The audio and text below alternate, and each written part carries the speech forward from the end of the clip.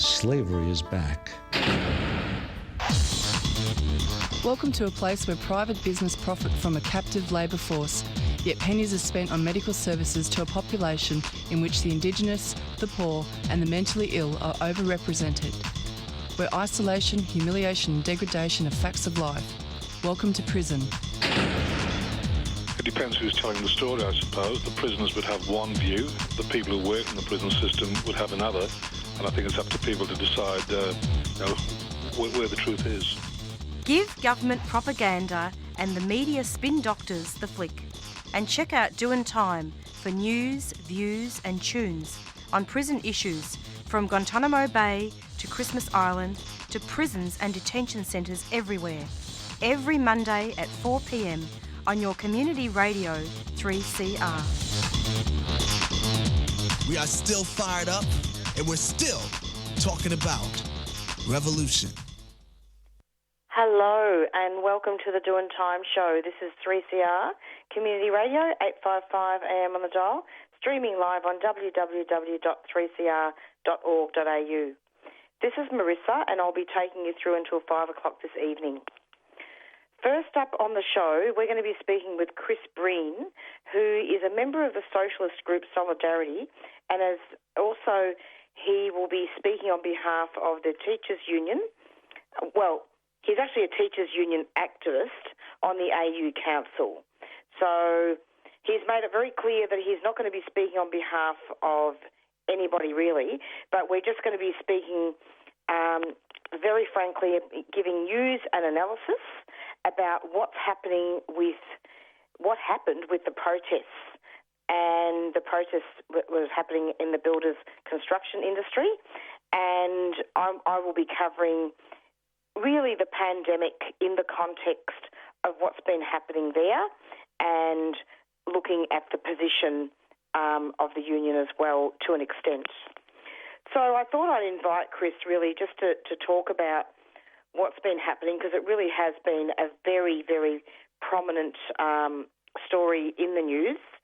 And then after that, we will be speaking with Leanne Carter, who's a Wiradjuri and Noongar woman and parent of 4 children. She's working at the Aboriginal Fitzroy Legal Service.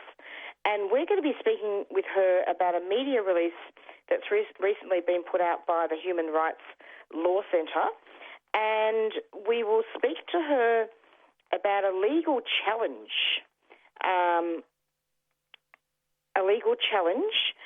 that has been launched to secure fair access to the age pension for Aboriginal and Torres Strait Islander people. So we'll be speaking with her about closing the gap. And then after that, we'll be speaking with Simone Cameron, who is we'll be speaking about the Tamil family and what's happened with visas there. It appears that 3 members of the family have been granted temporary visas for 12 months. So we'll be looking at some of that and some of the inequalities of the decision. So, yeah, we'll be speaking with Chris very shortly. 20 Years on the Inside is an iconic new podcast series that gives voice to the experience of First Nations people in the Victorian prison system. 20 Years on the Inside. I'm Vicky Roach. And I'm Kutcher Edwards.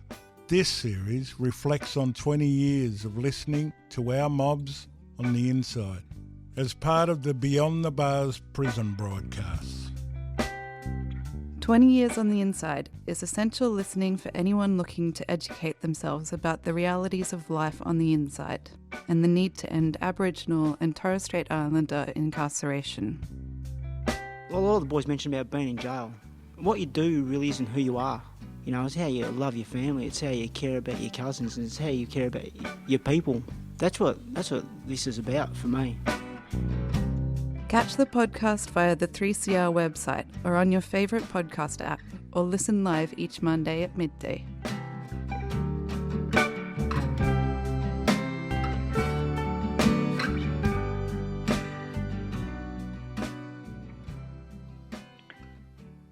And you're back with the Doin' Time show. It's approximately 4:04 and you're about to listen to an interview with Chris Breen. Hello, Chris. Welcome to the program. Thanks for having me on. And just before you start, I should clarify that I am absolutely not speaking on behalf of the Australian Education No, Union. you're not. Definitely not. And I'm a sub-branch rep, and I've had to deal with Yes, members who've got concerns about mandatory vaccination, but I'm not speaking on behalf of the union. No. And I did stipulate that on air. I did say that you're not going to be speaking on behalf of anybody, and I'm glad you've clarified that for listeners to make that clear. Because we've got to be very careful here. Really this interview, the aim of this interview is to look at news and analysis, isn't it? Yes. Yeah, just to look at news and analysis and your perspective as an activist. Thanks. Yeah, all good. Are you comfortable now? Absolutely. Let's proceed. Okay, so can you start off just by talking a little bit about what's been going on? Victoria has shut down construction for 2 weeks after anti-vaccine mandate protest, and there's quite a lot involved in it, isn't it? Can you take us through what's been going on? Sure. The issue of mandatory vaccination has, suddenly become a big one for a lot of workers. Teachers need to get their first dose by October the 18th, and construction workers and their union were quite surprised when last Thursday the state government announced that basically they had a week in which to get their first vaccine or their jobs were at stake. And this, I think, took a lot of people by surprise. I mean, particularly because you had Scott Morrison saying for so long, it's not a race, it's not a race. There were huge delays in the vaccine being available to people, and all of a sudden people's jobs are at risk. And so there was a protest outside the CFMEU offices on Monday last week. That started early in the morning with about 10 people, if you go and look at some of the videos, who all looked to be construction workers, and it built through the day.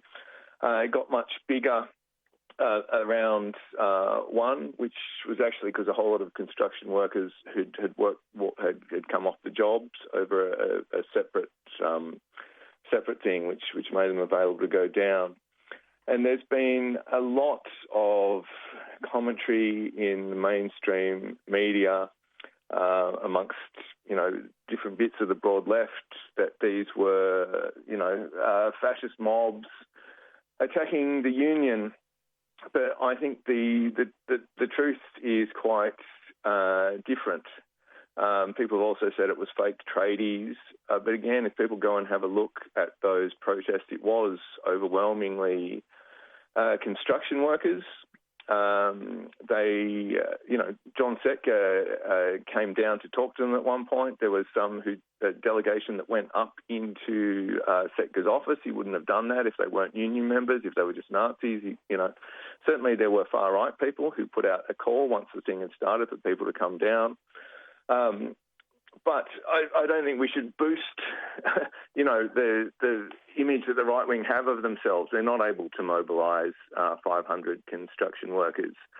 The immediate thing that mobilised those construction workers was the question of mandatory vaccines, and immediately the question of their jobs. You listen to when Setka comes down to speak, they're chanting, "Johnny, Johnny, Johnny, lead the way, lead the way." We want our union to stand with us, not against us. And the construction union had taken a position of pro-vaccine, but against mandatory vaccinations. And members had come down to ask the union, well, what were they, doing about it? And certainly, made messier by the far right trying to claim it. But I think that was the guts of what happened. And even though the union had taken that position, on the day of the announcement, Setka had effectively backed down from that on radio on 3AW. He was asked what would he do if members were sacked, and he didn't have an answer. he says it is what it is. Sometimes extreme measures call for extreme circumstances, call for extreme measures. And so it's not surprising there was concern. The other thing there is that around lunchtime, a bit after, there'd been a proposal that came from the union for a 6 hours with 8 hours pay to keep the industry going to avoid the lunch breaks. And some sites had supported that, and some people had concerns that it was breaking the EBA. They didn't have breaks. And if you listen to some of the interviews with workers who went down, that was another thing that they wanted to get clarity from the union about. So I think it's dangerous to write them all off as far-right fascists. I just don't think that was the nature of the protest. In the days afterwards, it's clear that the calls went out and there were just, I think it has morphed into general anti-lockdown protest, and the construction contingents on that have dwindled so it's I think there is a distinction between that first day on the Monday and what happened afterwards. But I think mandatory vaccination is an issue. There's a range of unions who've taken a position against mandatory vaccination. So there are a number of issues here then, Chris, and thank you so much for clarifying all that. But first off, with the mandatory vaccinations, why wasn't that explained to the tradies a bit more clearly, and then there wouldn't have been this mess? I think the union was taken by surprise as much as the tradies. I mean, now some of that obviously lies in the hands of the state government and the way that they've dealt with the announcement. But I do think if the union had have come out with a clear position, we are for vaccination, we'll run health campaigns on work sites, but actually we will stand up for any member who's threatened with their job. I think it would have undercut the ground of any of the right trying to claim it. We all know people who are vaccine hesitant, and I don't think, they deserve to lose their jobs. I've known individuals quite well who are vaccine hesitant, and you keep talking and you can change people's minds. But, there's no evidence in Australia that vaccine hesitancy is a huge problem. Australia's easily going to get to over 80% without any mandates, probably to 90%. If you look at places like Europe, the country with the highest vaccination rate in Europe is Spain. It's got no vaccine mandates. It worked on trust. It didn't need them. And so I think you ask, so why is that coming in here? I think it's a political move. So as Australia opens up again, there's not going to be any of the lockdown measures in place. And I think for a long time there's been the lockdown has been used to blame ordinary people rather than the failures of government for the spread of COVID. So, look at this rule breaker here. This person doesn't have a mask. That truck is driven interstate again and again in the media. When those measures are gone, that narrative goes. But I think that the mandatory vaccination allows governments to replace, if there is an upsurge in COVID cases, well, look, these people didn't get vaccinated. And again, it's that kind of finger pointing. Absolutely, when it all comes down to insecure work and coupled with the failure of quarantine systems. Yeah. It's worth pointing out as well that unions overseas have taken a vastly different approach than some of the unions here. Although, even in Australia, it's mixed. So in Greece, there have recently been 6,000 health workers suspended for not getting vaccine by September. And Greece health workers have had 6 strikes over the issue since August, including on the 1st of September, occupying management offices in hospitals for an hour. They were pro-vaccine strikes, but they were saying don't force our colleagues out. They're saying the health system was already understaffed by 35,000 people, and sacking 5,000 is going to make the 6,000. Sorry, is going to make the COVID crisis worse. And the fact that unions took that up meant the right, which has been far more influential than Greece and here, had nowhere to run with it. Wow. So basically what you're saying here is that it's not about being anti-vaccine, it's just saying that you can actually give out a lot of health messaging to help people to get vaccinated rather than forcing people into vaccines. Yeah, I think the mandatory vaccination, risks pushing people who are vaccine hesitant into outright opposition. In my own school, I got an email from a long-term union member who joined on some of the refugee actions, not a right-wing person by any stretch of the imagination, basically saying, sent an email to the head of the union saying, please support us, that they weren't anti-vax, but they didn't want to be bullied and coerced into it. And I think that sort of hesitancy, it's a minority, but we need to keep having a conversation. I think unions could play a role in doing, getting health workers or doctors to do tours of workplaces. I think the vaccine should come to every workplace so it goes to where people are at. I think there's a particular issue in, marginalised communities, Aboriginal communities that have got low level of vaccination because the vaccine hasn't got out to them. I think that, primarily, though, that the problem with the vaccine rollout is on the heads of the Morison Government, not on the handful of individuals who are unsure about it. Absolutely, given that there's been a slow rollout. We're nearing the end of the interview, but just to also comment too that there is definitely far right and there are definitely Nazis at work, though, in Australia. The movement is alive and well there. There are Nazis in Australia. That's a sad thing.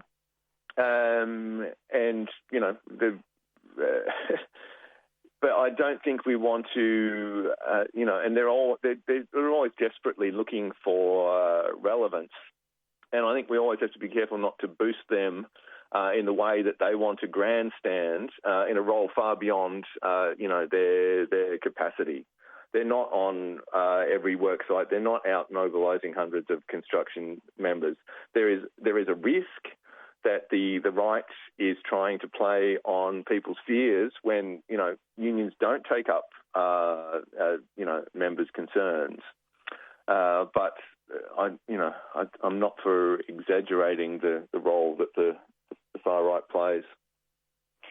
Chris, thank you so much for coming onto the program.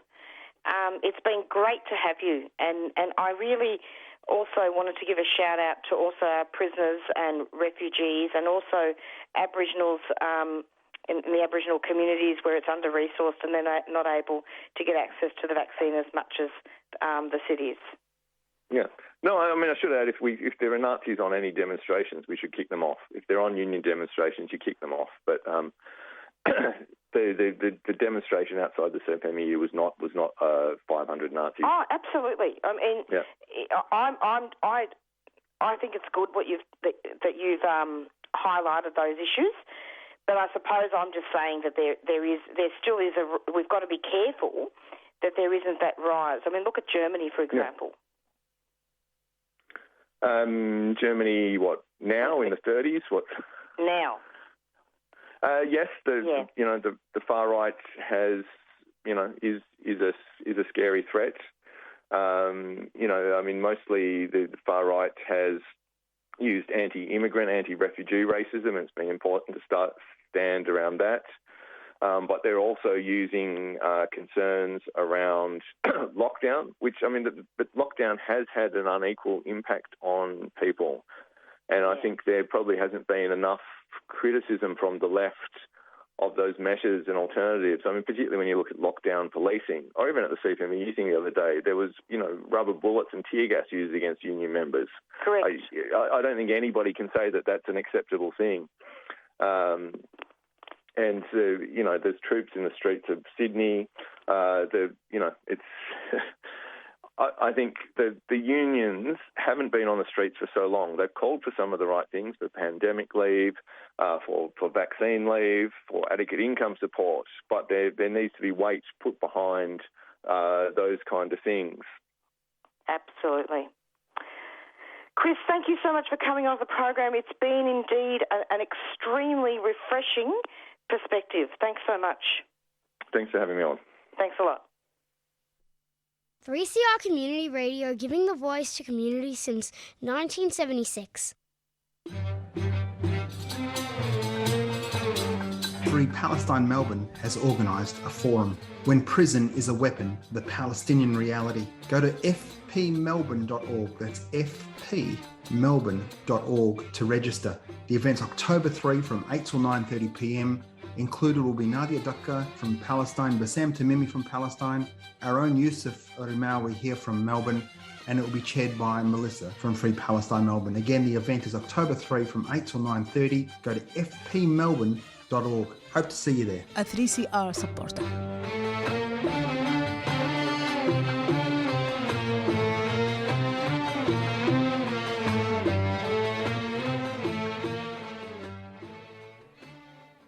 And you're back with the Doing Time show, and you just heard an interview with Chris Breen. And, yeah, speaking about the pandemic and the protests recently. A federal court case has been launched against the Morison Government seeking fair and equal access to the age pension for Aboriginal and Torres Strait Islander people. And there's been a media release put out by the Human Rights Law Centre, but I've hopefully managed to speak to get an interview with Leanne Carter, who is from the Victorian Aboriginal Legal Service, and she's the Justice Programs Leader. And I would like to speak to her shortly about what's been going on with this court case.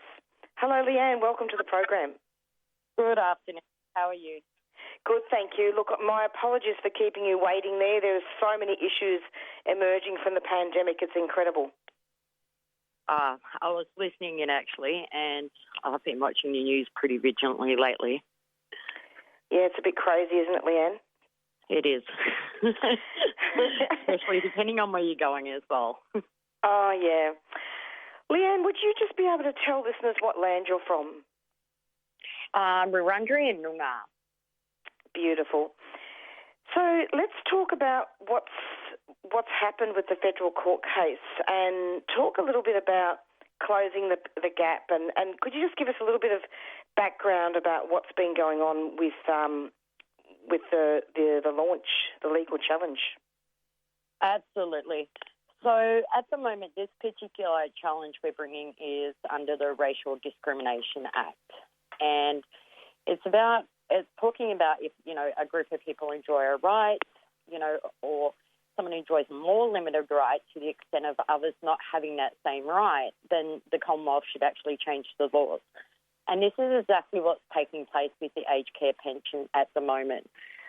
And over a decade or so ago, as we know, the Australian government committed to closing the gap on life expectancy, on health issues, on housing, on various issues that are affecting and impacting on our Aboriginal communities. And one of those relevant gaps that we're talking about today in relation to the aged care pension is the life expectancy. So what's happened is in order to get the aged care pension, you have to be 66 and a half years of age. Now, as we know, Aboriginal people are not living that long. So the life expectancy of Aboriginal people is around 9 years less than that of non-Indigenous people. And that is obviously that's affected by a lot of things such as health and access to medical care, particularly as we were saying before about vaccines in regional areas and, whether health services are culturally informed. So the government made a commitment in 2008 to actually close the gap. Now, that has not taken place. And the gap itself is not just about life expectancy, as I said, but it's about health comes. And if there's not proper health comes, then that means that our people are dying at a much earlier stage in their lives than what non-Indigenous people are. So they're not even reaching the age of being eligible for the age pension. Wow. So this challenge is against Scott Morrison because he's not prepared to lower the pension age from under 67? That's correct. So at the moment, it's because people are living longer, the aged care pension is you've got to reach 66 years, 66 and a half years old. But because people are living longer, by 2023, it's going to go up to 67 years of age before you're eligible, which means that, currently, if you're not living that long, you're not getting no benefit of all the work or, the contributions that you've made, etc. So this particular challenge is aimed at making the making the government take account for the life expectancy, into account when they're determining the eligibility, because the life expectancy rates are a result of discriminatory practices, as we know, which has impacted significantly on Aboriginal people. Absolutely. Leanne, would you be able to just get a bit closer to the phone? Oh, I apologise. That's better. No, you're good. I just want to make sure that listeners hear every word. You're pretty good. I just wanted to just get a bit of a clearer reception there. I apologise. So the case will argue then that Aboriginal and Torres Strait Islander people should be able to access the pension earlier to account for the gap in life expectancy. Is that right? Absolutely. Now, we know that in order to do that, that is not closing the gap itself. No. So there needs to be a lot more work done, and that's why, that particular gap, as I said, is directly connected to the discrimination and disadvantage faced by Aboriginal people today across every area of their lives. Now, what we would expect is that this case itself is about ensuring that Aboriginal people are better supported, that they have dignity, that they've got the same rights to somebody else like somebody else would at an earlier time, because of the government has just not been able to close that gap. Absolutely, and let's be honest here. We've already talked about this, but basically, the current rules relating to the age pension don't reflect the fact that Aboriginal people have much shorter lives than other Australians. Exactly, and it's also, one of the key issues in this as well is, Uncle Dennis, who's the Waka Waka fellow who's, brought this case. He's 64 years old, and, it's not unusual that when he talks about his story and so many people passing away in community at such an early age, that isn't just taking place years ago. This is happening in today's society. And the point we're trying to make is that everyone should have the same, access and the same human rights protections, including the right, to social security and the right to adequate housing. I mean, we're talking about our elderly members of society. We're talking about people that have contributed. And like Uncle Dennis, he was saying that, he's part of the stolen wages. And when he started working at the age of 10, he was being paid $2 a fortnight. And then it got raised to $4 a fortnight. Now, I don't know how many people would work for that amount of money today. And, those are the sort of issues that we want to raise and give equal opportunity to our elders in our community to ensure that they feel valued and they've got that dignity. Absolutely. And in particular, because financial insecurity is a significant determining factor, isn't it, in the over-incarceration of Aboriginal and Torres Strait Islander people. And it's self-evident that lifting Aboriginal people out of poverty will support achieving the other closing the gap targets. Absolutely. And we know that, as you say, the poverty is the driver for over-incarceration, because you have people that don't have any financial or economic stability. And as a result of it, often people are homeless. So they're placed in this really vicarious situation. And if you have someone who's got, significant disabilities or mental health issues or medical issues on top of that, and are unable to work to support themselves, then to expect that person to work to 66 or 67 years of age is unreasonable. Absolutely unreasonable indeed. And I think what's interesting here too is that it's not just about money. It's, things will never get better unless we acknowledge something is wrong. Yeah, absolutely. And, Uncle Dennis was saying too that it's not about money. This isn't about compensation. This is about equity. It's about fairness. It's about being provided something that everyone else will have access to, but for the failure to address the systemic, discrimination that's taking place in Aboriginal people's lives. This is about providing an opportunity for all people, all Aboriginal people, once they start to get up in age, to have some quality and dignity in their lives. And so what would the cut-off age be for the pension should the court case succeed? I believe that they're looking at 3 or 4 years at least earlier. However, the legal team are also seeking some expertise advice around that particular issue. Okay. Also, I'm going to be interviewing Simone Cameron next, who's going to be commenting on a decision that's happened with the Tamil family about granting them a visa. But before we do that, would you be able, Leanne, just to comment on the Racial Discrimination Act? I know that historically it was going to be suspended at one time, wasn't it? Could you comment on the Racial Discrimination Act and how the role that can play legally in terms of this federal court case?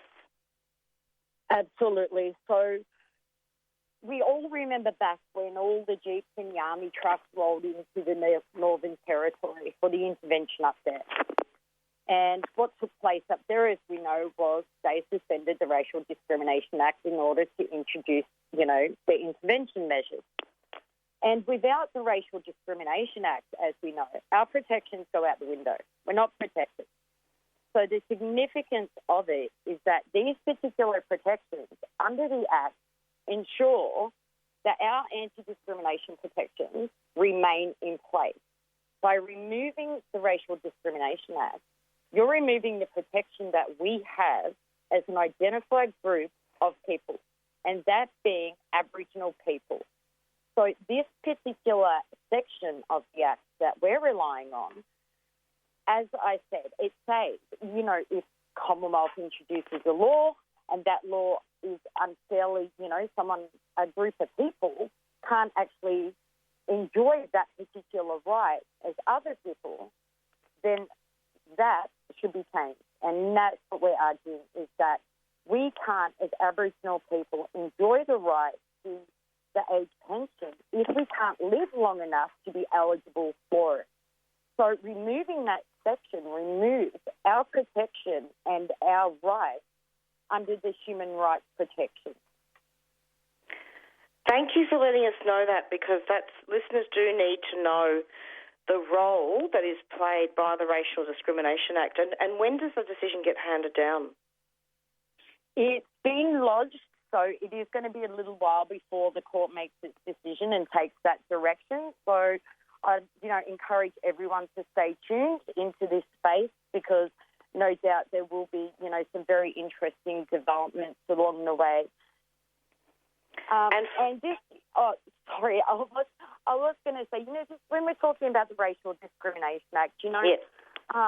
Uncle Dennis talks about, he was born almost a decade just after the referendum there. So, just prior to that, as we know, Aboriginal people weren't even considered citizens. So, the Racial Discrimination Act becomes even more significant when we're talking about the protection of our rights that we know have been stripped from us before, and as a result of that has led to our poor life expectancy. Absolutely, and that's a really important point.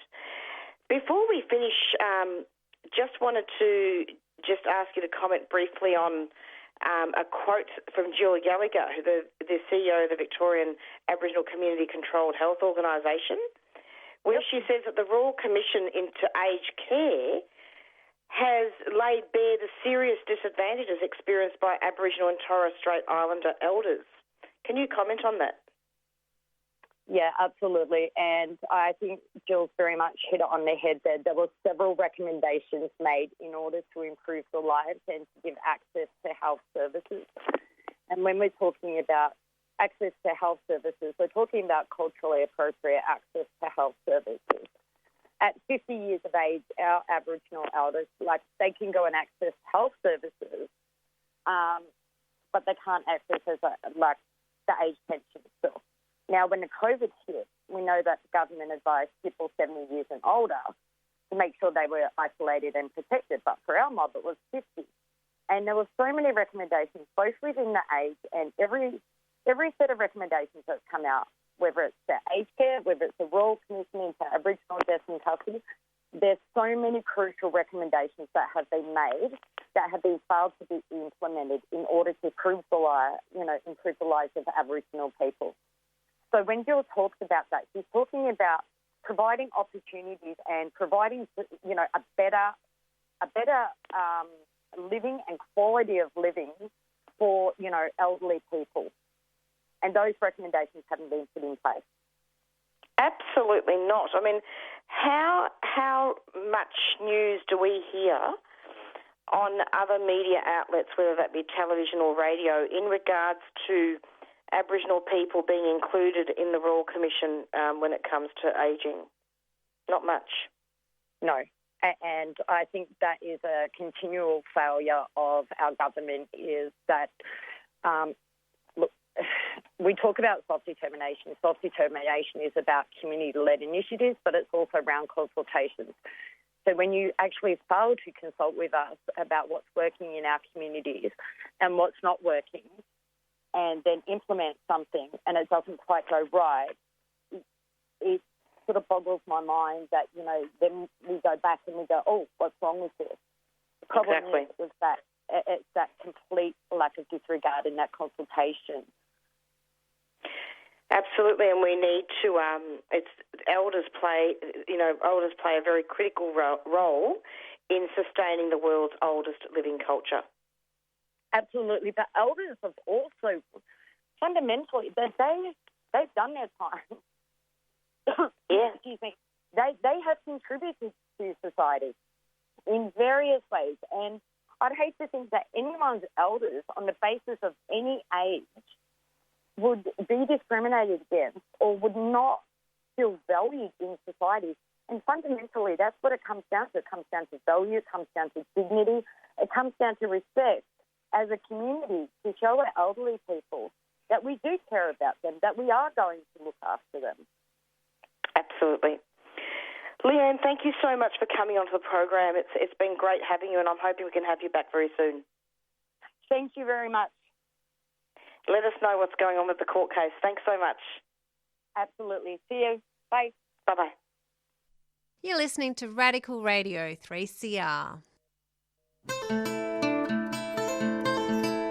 If you're a renter experiencing hardship due to the pandemic, you can check now to see if you're eligible to apply for the Victorian Government's new one-off rental relief grant worth up to $1,500. To help you, Tenants Victoria have put together an eligibility checklist.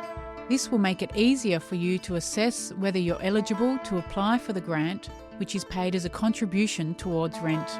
There are some steps involved to qualify for the grant. See the checklist for more information and visit the Tenants Victoria website for further details on how to apply. Go to tenantsvic.org.au and search for rent relief grants. Tenants Victoria is a 3CR supporter.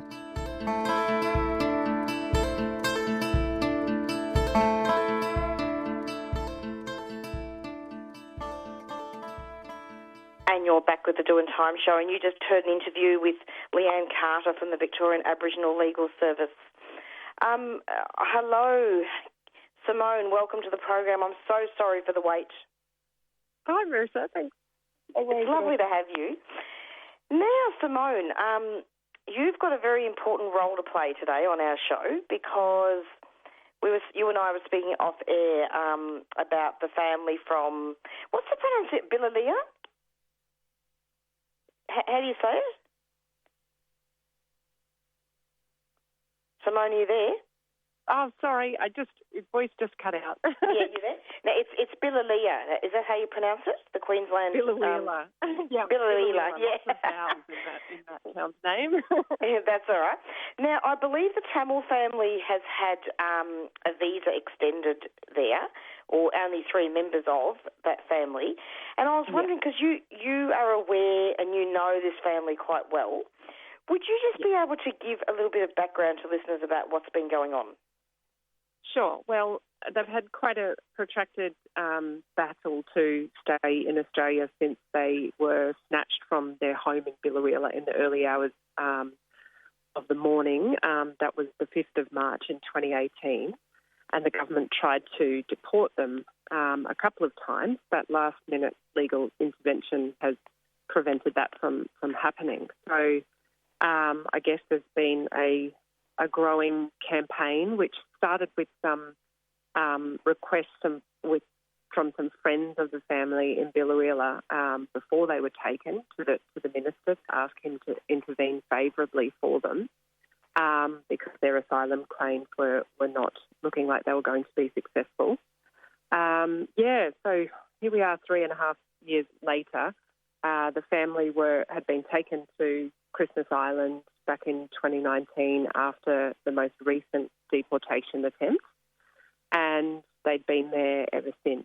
So they came over to Perth in June this year because Tharnicaa, the youngest girl, was unwell and needed some tertiary hospital care. Then the rest of the family were brought over. Then the minister exercised his power to grant 3 members of the family, that's Nadez, Priya and Kopika, a bridging visa.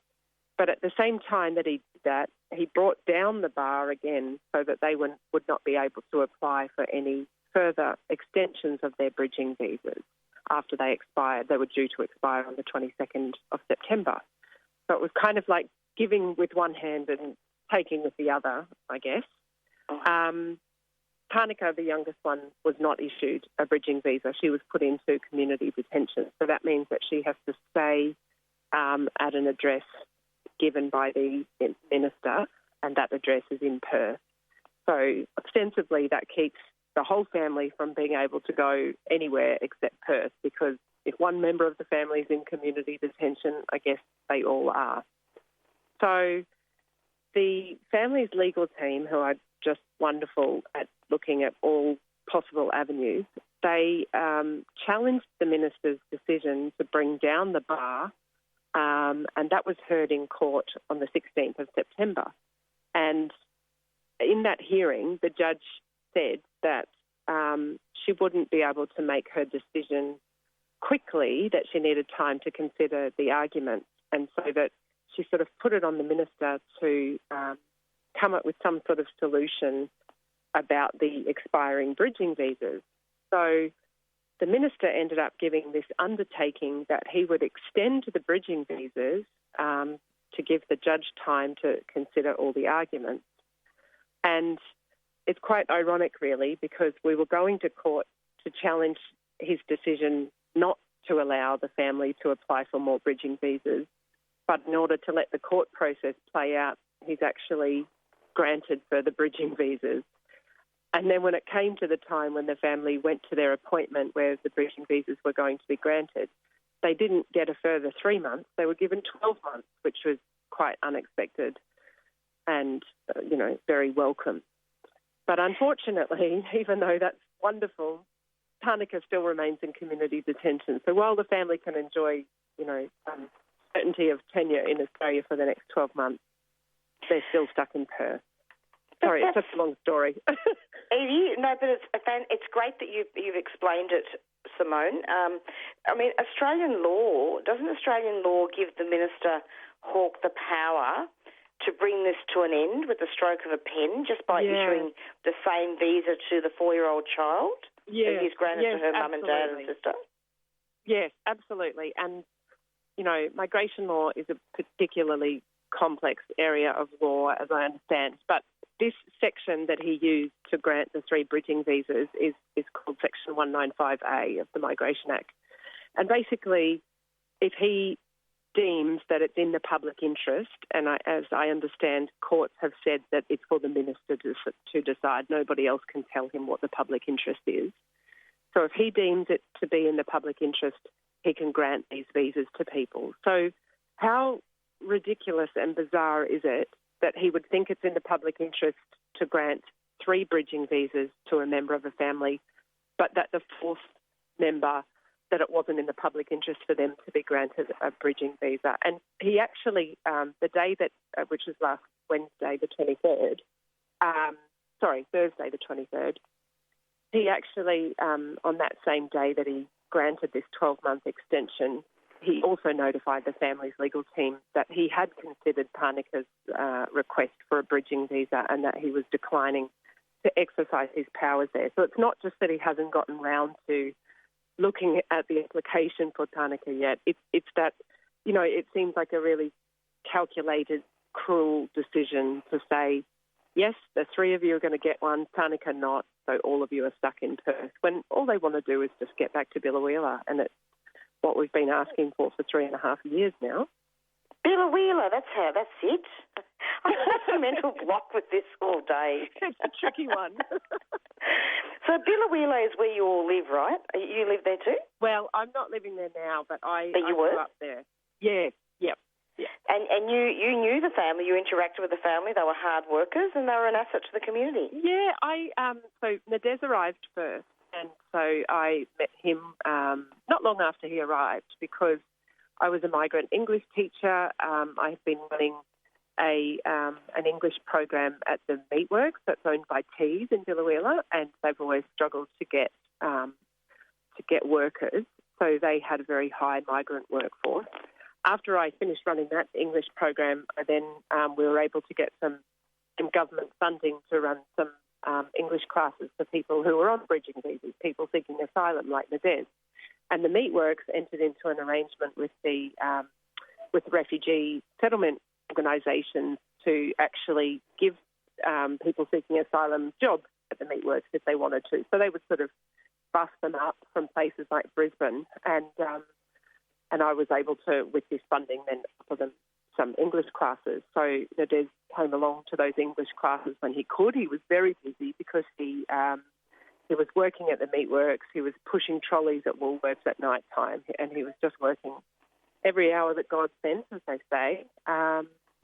So such a hard worker. He had, at times, he was going through his own legal stuff with his own protection claims, and there were times when he was unable to work because of the conditions of his bridging visa. And, you know, at those times, like, he was still able to go and volunteer. So he used to volunteer at the local St Vincent's charity shop in Biloela. So, yeah, they're absolutely salt-of-the-earth people. There's no doubt about that.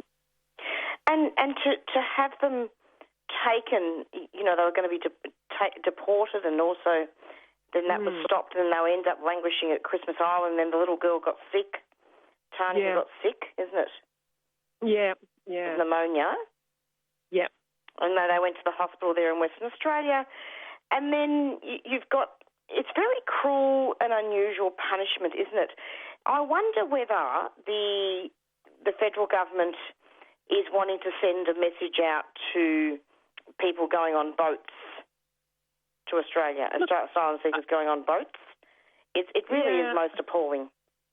Yeah, I mean, they say that they want to send a message to people who might be considering coming to Australia by sea or to people smugglers. But I don't imagine that those people are really hearing about this family. I think more that it's a bit of a dog whistle to certain voters in Australia who want this tough stuff, who have bought into this very cruel rhetoric, you know, and who think that perhaps we've only got 2 very stark choices here. And but I do think that over time, the public pressure, because there's been an enormous amount of support that has built for the family in the last 3.5 years, and we run social media accounts on Facebook and Twitter and Instagram to, you know, put out information and to advocate for the family. And we're always getting some really interesting messages from people all around Australia, all around the world, actually, who are quite taken by the story of Nurse and Priya and Kopika and Tharnicaa. And I think that those people continuing to advocate for them, that, it has sort of wedged the government a little bit. And, I do think that perhaps this decision to extend the bridging visas to 12 months is a bit of a sign that they're really feeling the pressure. We've had billboards up with pictures of the family. We've had full-page ads in lots of very big newspapers in the last week, and do wonder if that's had something to do with it. But we've still got a bit of a way to go yet, Steve. Absolutely, we've got a long way to go, and I do have serious concerns about the family in Western Australia. Do they have the support they need there?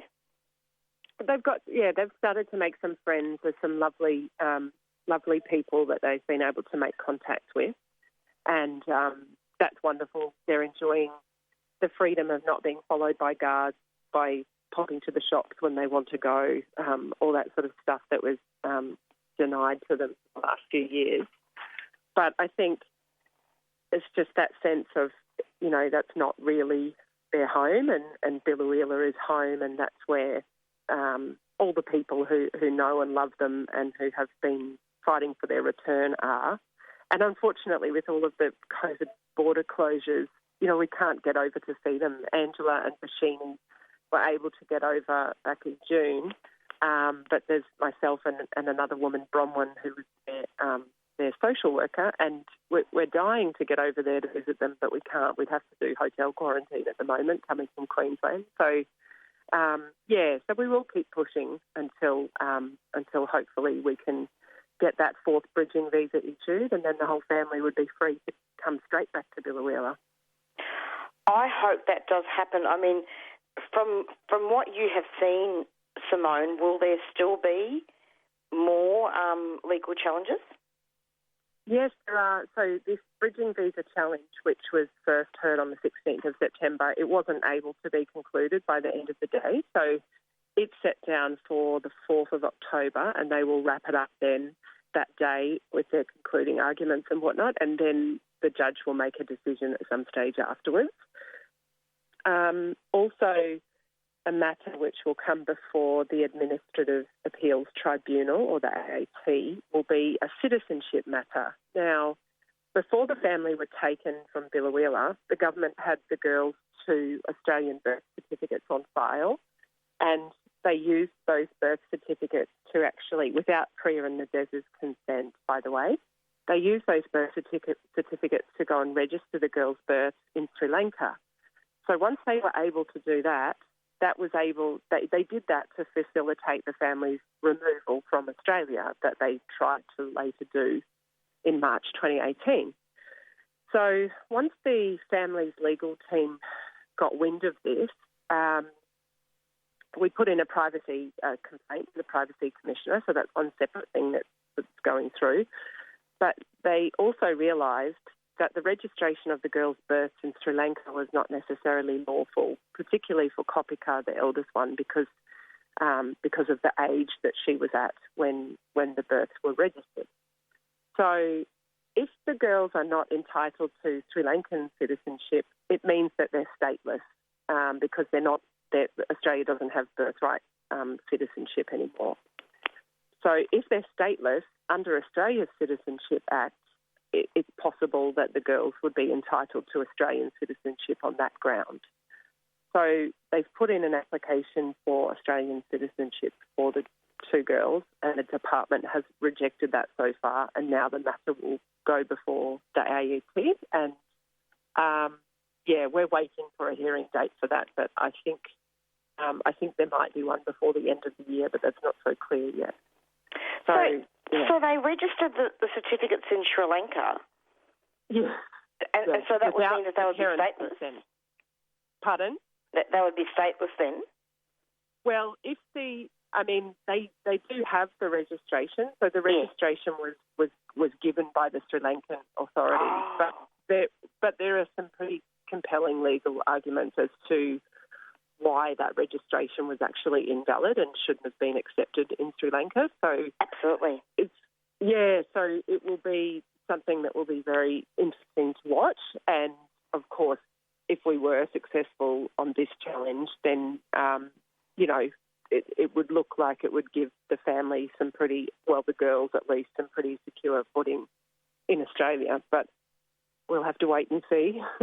Let's hope so, and let's hope that the parents also remain as well, and that everybody, that they all go home. Yeah, and look, you know, there's no need. I think one thing that we've all learned is that the legal team have been absolutely outstanding in, you know, pursuing every single legal avenue that is possible or is before them. But so far, the courts have been fairly limited in what they can look at. You know, they can't look at the merits of family refugee claims. Only the department and the tribunals can do that. And I just feel like the courts haven't really given the solution that the family need, and that reminds us that the minister's always had the power and that there's no need for the minister and for us. We have to fundraise all the money for the family. That's how we pay their legal bills. There's no need for this to be fought out in the courts anymore. If he just granted that last bridging visa, you know, it would all go away. A gross violation of human rights indeed. Oh, it really is. Yeah, it's a gross violation of lots of things. Simone, thank you so much for coming onto the program, and you've given a very concise, thorough explanation of the family's plight, and let's watch this space. Thanks so much. Fingers crossed. Thanks so much.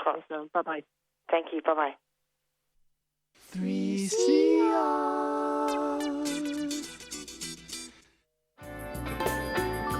Health Before Profits is a campaign to oppose the Liberal Party's reckless drive to reopen, which threatens the health and safety of Australia's poor, working class and Indigenous communities. We demand an immediate return to a zero COVID elimination strategy before it's too late. Join us for online forums, activism and campaigns. To find out more, follow Health Before Profits Vic on Facebook, Twitter or Instagram. Health Before Profits is a 3CR supporter.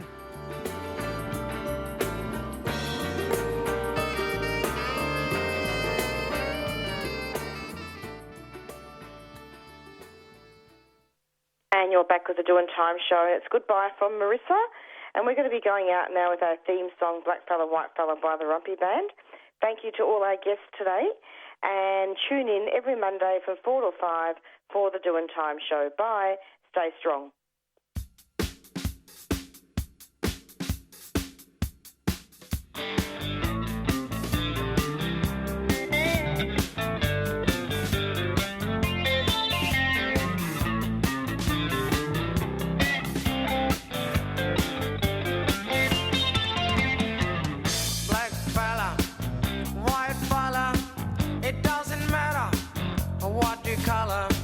As long as you are true fella, as long as you are real fella. All the people of different races with different lives in different places. It doesn't matter what your name is. We got to have lots of changes. We need more brothers if we're to make it. We need more sisters if we're to save it. Are you the one who's gonna stand up and be counted? Are you the one who's gonna be there when we're shouting? Are you the one who's always ready with a helping hand? Are you the one who understands this family plan? Black fella, white fella,